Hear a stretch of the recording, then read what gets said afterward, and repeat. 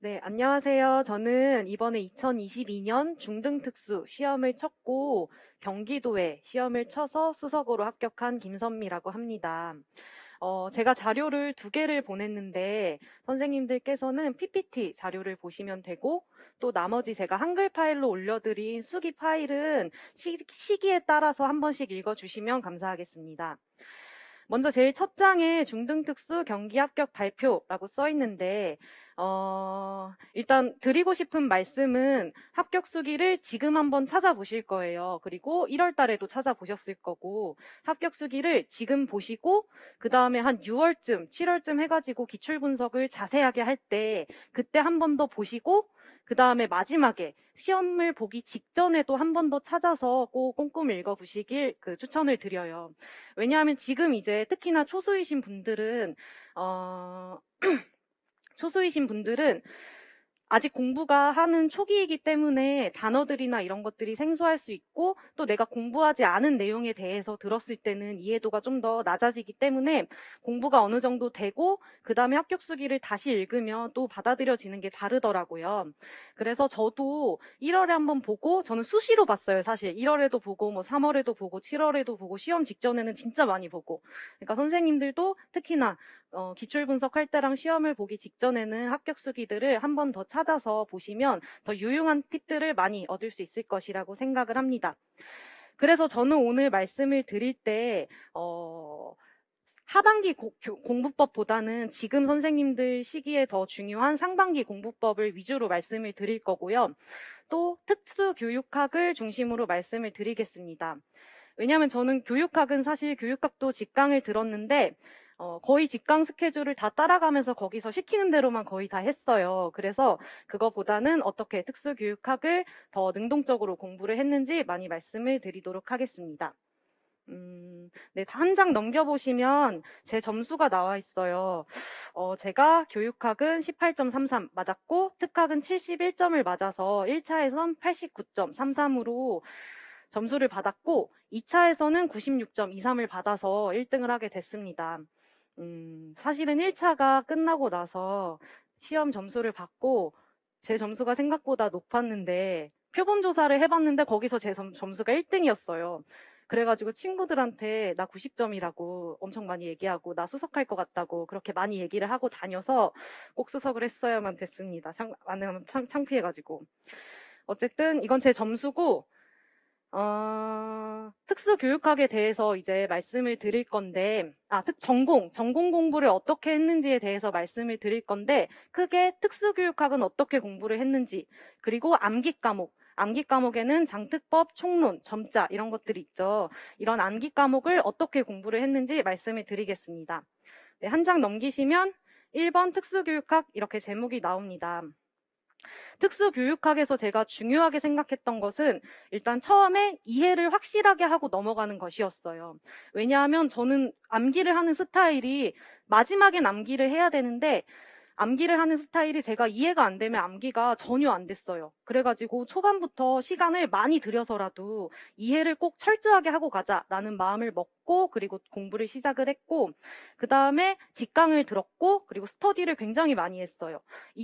그리고 기본 이론서를 중심으로 공부를 했어요. 강론 공부는 서진 선생님께서 주신 강론 자료를 모아놨다가 10월부터 보기 시작했고 10월 전까지는 계속 기본 이론서로만 공부를 했어요. 거기 단권화를 해가지고. 그래서 네 그렇다고 말씀을 드리고 또 일단, 네, 그리고요, 나왔는데, 직강을 3월부터 11월까지 서진 선생님께서 하시는 직강을 나왔어요. 제가 서진 선생님의 수업을 듣기로 결정한 이유는 먼저 직강을 했다는 게 첫 번째였고, 두 번째는 그 수험생들을 굉장히 잘 케어해 주신다는 이야기를 들었어요.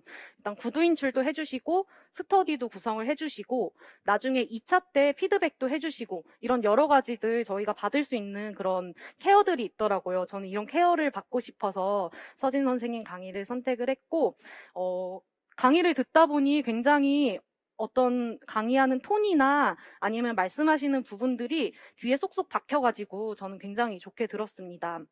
근데 이렇게 좋은 강의를 듣는데도 불구하고 어떤 사람들은 그 1시간 동안 강의한 것을 다 흡수하는 사람들이 있고 어떤 사람들은 강의를 열심히 들었는데도 시간이 지나면 그게 머릿속에서 빠져나가는 그런 느낌을 받으시는 분도 계실 것 같아요.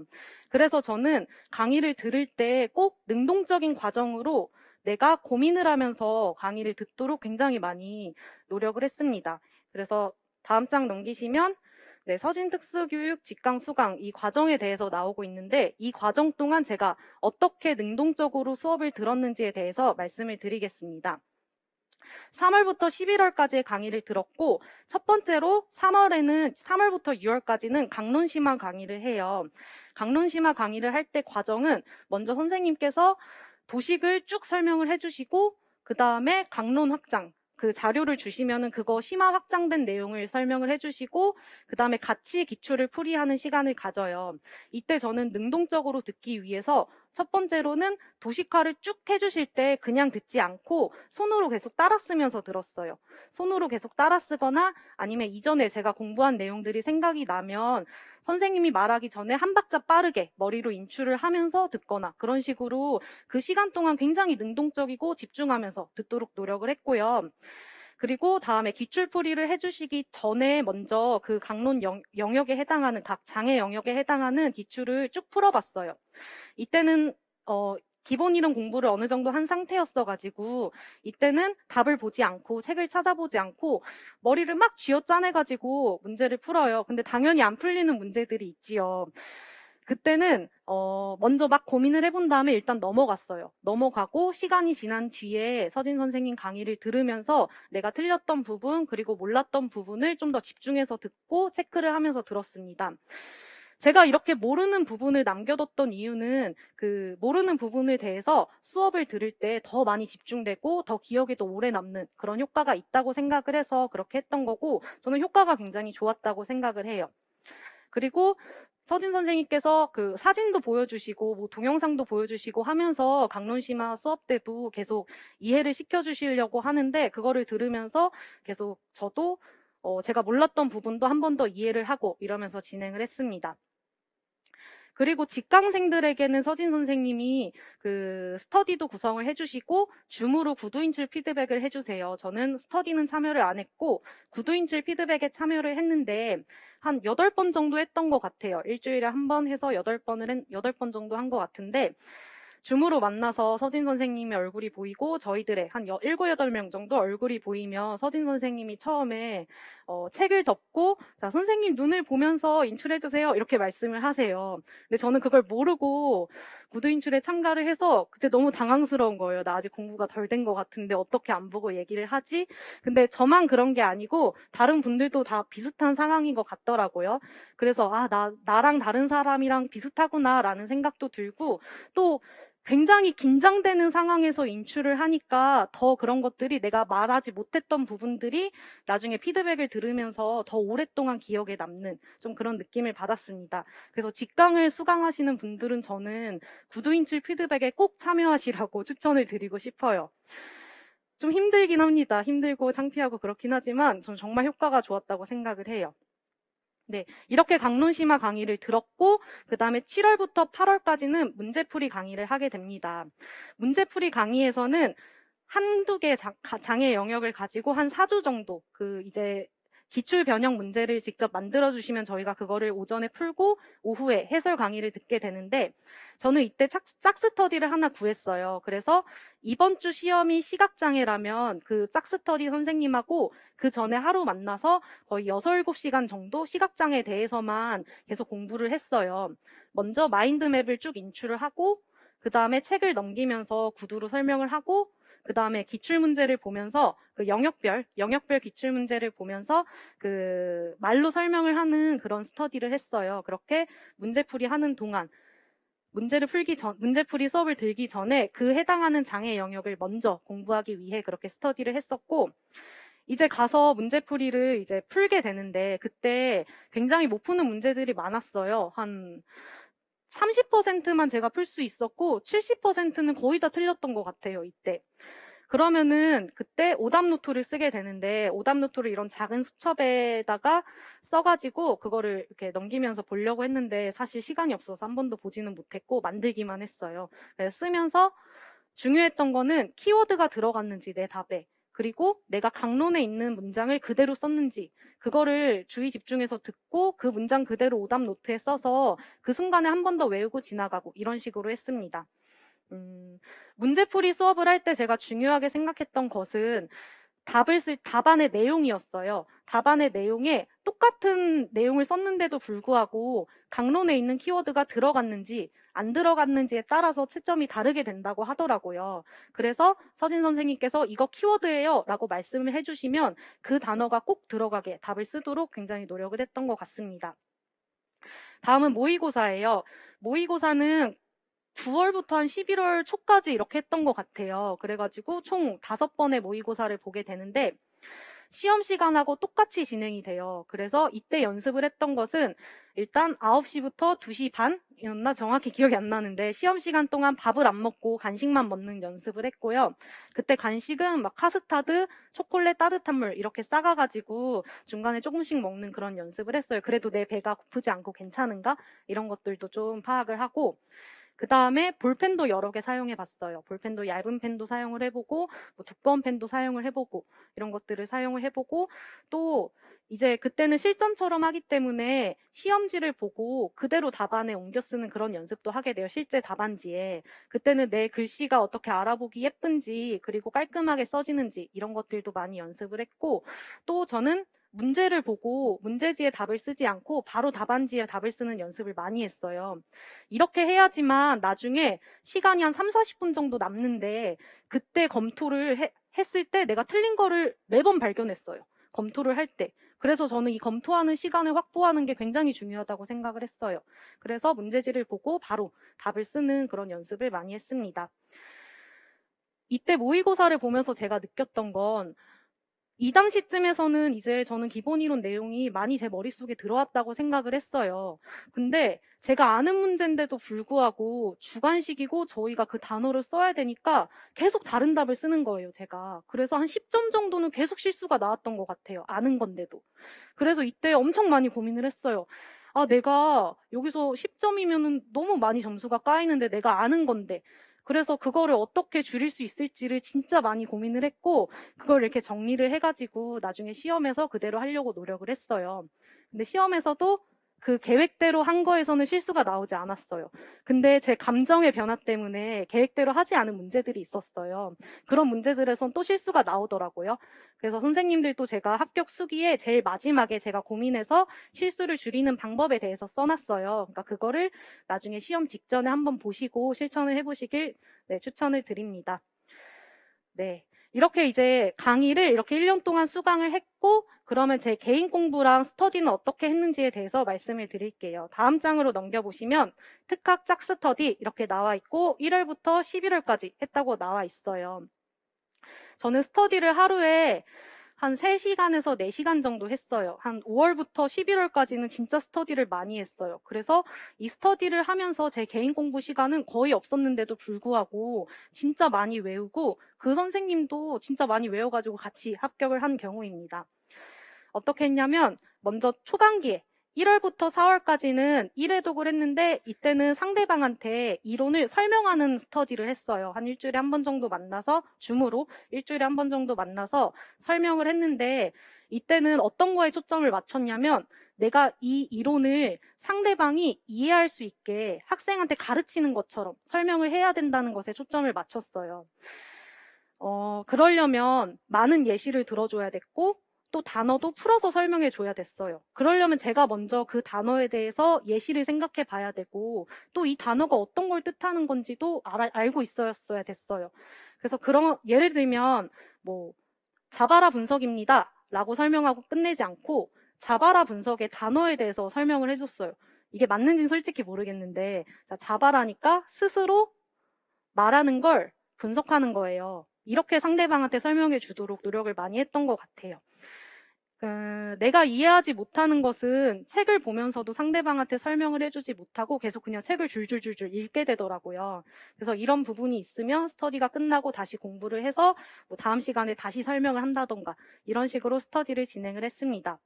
이렇게 4월까지 1회독을 했고 기본 이론서를, 그 다음에 5월부터 9월까지는 또 1회독을 했는데 이때부터는 암기를 시작했어요. 어떻게 암기를 하냐면 시간을 정해놓고 자 우리 말장에 이번에 외워봅시다 하고 분량을 정한 다음에 1시간 동안 영상통화를 켜고 막 같이 외웠어요. 같이 외운 다음에 이제 1시간이 끝나면 책을 덮고 그거에 대해서 계속 인출을 하는 거예요. 저도 인출하고 상대방도 똑같은 내용을 인출을 하고 이렇게 하는데 하루에 한 3, 4시간 정도 걸린 것 같아요. 이렇게 1회독을 했고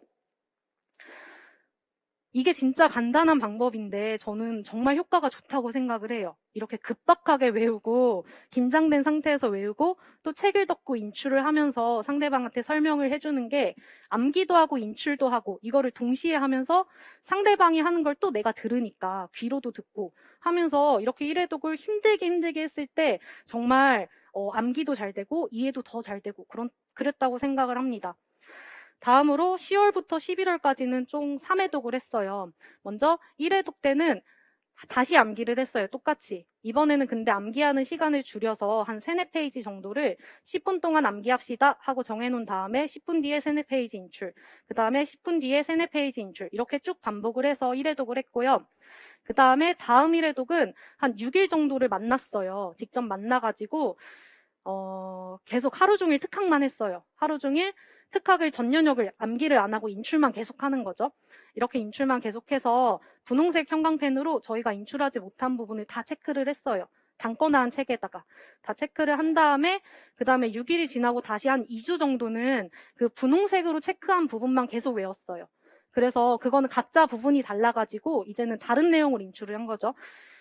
저는 여기부터 여기까지 10분 동안 외울게요 라고 정해놓은 다음에 그거를 외우고 인출하고 이렇게 반복을 해서 총 10월부터 11월까지 3회독을 했습니다. 이렇게 짝스터디를 하는 게 저는 도움이 됐다고 생각을 하는 게 둘 다 자기의 성향에 대해서 굉장히 잘 알고 있었어요. 저도 혼자 공부하기 힘든 성향이고 상대방 선생님도 혼자 공부하기 힘든 성향이었어가지고 이렇게 매일 저녁에 만나서 따로 준비를 하지 않았어요. 매일 저녁에 만나서 그냥 같이 공부를 한 건데 그렇게 하다 보니까 이 선생님이 안 쉬면 제가 쉴 수가 없는 거예요. 조금 쉬고 싶은 날이더라도. 그러니까 조금 더 꾸준히 더 오랫동안 효과적으로 할 수 있었다고 생각을 합니다. 다음은 개인 공부예요. 한 장 넘겨보시면 기본 이론서 개인 공부 1월부터 9월 이렇게 했다라고 나와 있는데 저는 1월부터 9월까지 개인 공부를 한 2회독 정도 한 것 같아요. 2회독을 근데 어떻게 했냐면 기본 이론서에 있는 모든 내용을 다 읽었어요. 다 읽었고 2회독을 이렇게 특학 시각장애부터 뭐 평가까지 1회독하고 또 여기서 또 1회독하고 이렇게 한 게 아니고 시각장애 1회독, 2회독, 청각장애 1회독, 2회독, 행동수정 1회독, 2회독 이렇게 한 번 할 때 1회독, 2회독 이렇게 하면서 9월까지 2회독을 했습니다. 한 방법은 첫 번째는 일단 기본 이론 강의를 듣고 나면 그 책을 정독을 했어요. 정독을 할 때도 좀 능동적으로 하기 위해서 이 단어가 어떤 걸 뜻하는지를 제가 머릿속으로 계속 설명해 보려고 하면서 정독을 했고요. 뭐 다른 말로 말해보고 또 제 경험도 생각을 해보고 그리고 이미지를 많이 그렸던 것 같아요. 서진 선생님께서 강의를 하실 때 선생님들 이렇게 이미지를 그리라고 많이 설명을 해주세요. 그래서 저도 예를 들면 이미지를 많이 그렸는데 예를 들면 자기 교수라는 게 어떤 걸까라는 걸 생각을 하면서 그냥 자기 교수 글자를 외우는 게 아니라 남학생이 도서관에서 이렇게 책을 꽂으면서 속으로 책은 제자리에 꽂아요 라는 그런 속으로 말을 하는 그런 모습을 이미지로 확 상상을 하면서 자기 교수가 이런 거구나 라고 이해를 하면서 지나갔습니다. 이렇게 이미지를 그리면서 이해를 하게 되면 잘 안 잊혀지는 것 같아요. 잘 안 잊혀지고 또 자기 교수라는 게 어떤 건지 한순간에 떠오르고 그래서 저는 좋은 방법이라고 생각을 합니다. 다음으로 이렇게 정독을 한 다음에 제가 이해가 가지 않는 부분은 그때그때 체크해 놨다가 당론을 찾거나 아니면 유튜브에 검색을 해보거나 논문을 검색해보거나 또 그래도 모르겠으면 카페에 질문을 하거나 이런 식으로 했어요. 저는 유튜브를 굉장히 많이 이용을 했는데 예를 들면 옵타콘 같은 걸 어떤 건지 잘 모르잖아요. 옵타콘이나 아니면 점자 정보 단말기 이런 것들이 어떤 건지 잘 이미지가 안 그려지면 바로 그냥 유튜브에 검색을 해서 그 영상을 빠르게 이렇게 봤어요. 그러면은 아 이게 이렇게 생긴 거구나라는 이미지가 제 머릿속에 그려지면 이제 그런 것들은 또 잘 안 까먹게 되더라고요. 또 논문 같은 것도 제가 일반 사례 교수법이 너무 어려웠어요. 이게 뭘 말하는 건지 진짜 모르겠더라고요. 이건 유튜브에도 안 나왔어요. 그래가지고 논문을 검색을 했는데 되게 길더라고요. 근데 그거를 한번 쭉 읽는데 한 3, 4시간 정도 걸렸던 것 같아요. 막 읽는데 그렇게 한번 읽고서 이해가 되고 나니까 일반 사례 교수법에 대해서는 1년 동안 추가적으로 외우지 않아도 그냥 시험에서 바로 쓸 수 있도록 그렇게 됐던 것 같아요. 한번 이렇게 제대로 찾아보니까. 그 다음에 이렇게 이해를 하고 나서 정독을 했으면 기출문제를 그냥 스스로 풀어보고 그 다음에 답을 맞춰보고 그 다음에 마인드맵을 그렸는데 마인드맵을 그릴 땐 일단 책을 들고 큰 목초만 쭉쭉쭉쭉 넘기면서 이렇게 빠르게 읽었어요. 그 다음에 다시 작은 목차를 쭉쭉쭉 읽고 그 다음에 이제 작은 목차에 들어가 있는 세부 내용을 자세하게 읽어보고 그 다음에 그거를 조금 외워가지고 마인드맵에 옮겨서 쓰려고 이렇게 노력을 했습니다. 이렇게 한 이유는 마인드맵을 그리든 아니면 서브노트를 만들든 그 과정 자체가 공부가 돼야 된다고 생각을 했어요. 안 그러면 그냥 책에 있는 내용을 옮겨 적기만 하면 저는 시간만 그냥 흘러간다라고 생각을 해서 꼭 능동적인 과정으로 마인드맵을 만들 수 있도록 노력을 했습니다. 그 다음에 키워드 암기도 했고요. 이렇게 개인 공부를 1월부터 9월까지 병행을 했어요.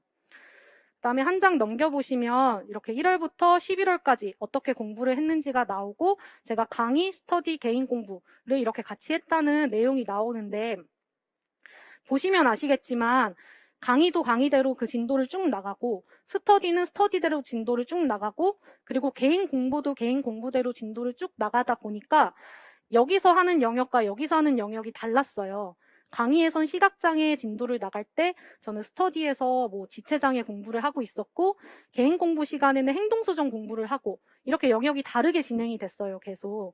그러다 보니까 이게 이해하고 암기하고 이해하고 암기하고 이게 매일매일 반복이 됐던 거예요. 그래서 저는 10월, 11월 전까지 이제 머릿속으로 굉장히 많이 구조화가 됐다고 느껴졌어요. 좋은 방법이었던 것 같아요.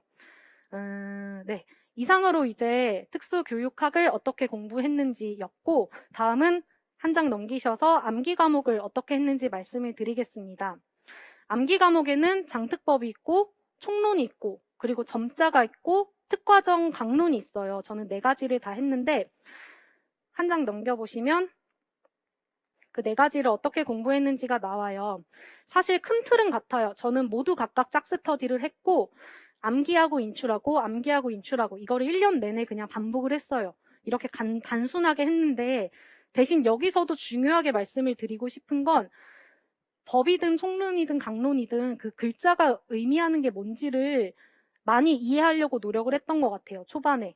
예를 들어서 장특법에 통합교육이라는 게 나와 있고 통합교육의 1조에는 각급 학교의 장은 교육에 관한 각종 시책을 시행하는 경우 통합교육의 이념을 실현하기 위해 노력해야 된다라는 말이 나와요. 그럼 여기에서 각급 학교의 장이 어떤 걸 의미하는지를 생각해 봤어요. 각급 학교의 장이니까 모든 초중 고등학교 그리고 유치원까지를 포함하는 학교의 교장을 말하는 거구나 라는 걸 이해를 하고 그러니까 특수교육 대상자가 배치가 됐든 되지 않았든 1조에서 해야 되는 것은 모든 학교의 교장이 해야 되는 거구나. 이 통합교육의 이념을 실현하기 위해 노력해야 되는구나. 라는 걸 이해하도록 노력을 했고 그 같은 조의 2항에 보시면 특수교육 대상자를 배치받은 일반 학교의 장은 뭐 통합교육 계획을 수립 시행해야 된다. 이게 이번 시험에 나왔죠. 이런 문장이 나오는데 여기에서도 특수교육 대상자를 배치받은 일반 학교의 장은 누굴까? 일반 학교의 장은 누굴까에 대해서 고민을 했어요. 특수교육 대상자를 일단 배치를 받았다는 건 특수교육 대상자가 그 학교에 다니고 있다는 뜻이고 그리고 일반 학교의 장이라고 하는 건 특수학교는 제외한다는 뜻이잖아요. 특수학교는 제외하고 그냥 일반 고등학교, 중학교, 초등학교, 뭐 유치원 이런 학교를 말하는 거예요. 그리고 특수교육 대상자도 일반 학급으로 배치를 받을 수가 있고 또 특수학급으로 배치를 받을 수가 있잖아요. 그러니까 일반 학급에 배치를 받은 경우에는 그 학교에 특수학급이 없을 수도 있어요. 그러니까 특수학급이 있는 거랑 없는 거랑 상관없이 특수교육 대상자가 그 학교에 다니고 있으면 다니고 있으면 무조건 그 학교장은 통합교육 계획을 수립해야 되는구나 라는 걸 이 단어를 통해 이해를 할 수가 있었죠. 이런 식으로 법도 단어가 뜻하는 게 뭔지를 많이 해석하려고 노력을 하면서 이해를 했던 것 같아요. 이렇게 이해를 하고 똑같이 뭐 10분 정해놓고 1조 외우고 30분이요. 30분 정해놓고 1조 외우고 인출하고 이렇게 통암기를 쭉 해 나갔습니다. 장특법 총론 똑같이 그렇게 했고 특가정 강론은 원래 할 생각이 없었는데 한 10월쯤인가 9월인가 9월쯤이었던 것 같아요. 9월쯤부터는 이제 총론이 어느 정도 암기가 됐다고 생각을 해서 특가정 강론도 짝스터디를 구해가지고 똑같이 한 10분 정해놓고 2줄 외우고 인출하고 10분 정해놓고 2줄 외우고 인출하고 이런 식으로 했습니다. 이때는 모든 걸 암기하진 않았고 강사님이 중요하다고 찝어준 문장만 암기를 했어요. 그리고 점자는 카톡으로 스터디를 했는데 한 10명 정도 했던 것 같아요. 그래가지고 2주에 한번 문제를 내면 그거 매일 풀어서 인증하고 이런 식으로 보통 하는 방법으로 점자 스터디는 했습니다. 네. 그 다음에 한 장 넘기시면 장특법하고 총론 밴드 스터디를 했다는 게 나오는데 저는 이것도 굉장히 많이 추천을 드려요. 왜냐하면 그냥 통암기에서 인출을 하는 거는 할 수 있는데 전 영역에서 퀴즈를 내면은 내가 여기에 무슨 단어가 들어가야 될지 굉장히 헷갈리더라고요. 또 비슷한 단어들이 많아서. 그래서 이런 장특법 총론 밴드 스터디를 통해서 하루에 5문제씩 문제를 내면은 제가 그거에 대해서 펜으로 풀고 인증하고 이거를 매일매일 반복을 했어요. 그러다 보니 시험에서도 이번에 나온 장특법 총론 문제는 어렵지 않게 풀었던 것 같아요. 계속 이걸 반복을 했어가지고. 네. 이상으로 제가 공부한 방법을 좀 간략하게 말씀을 드렸는데 더 자세한 내용은 수기를 봐주시면 감사하겠습니다. 네, 이상입니다.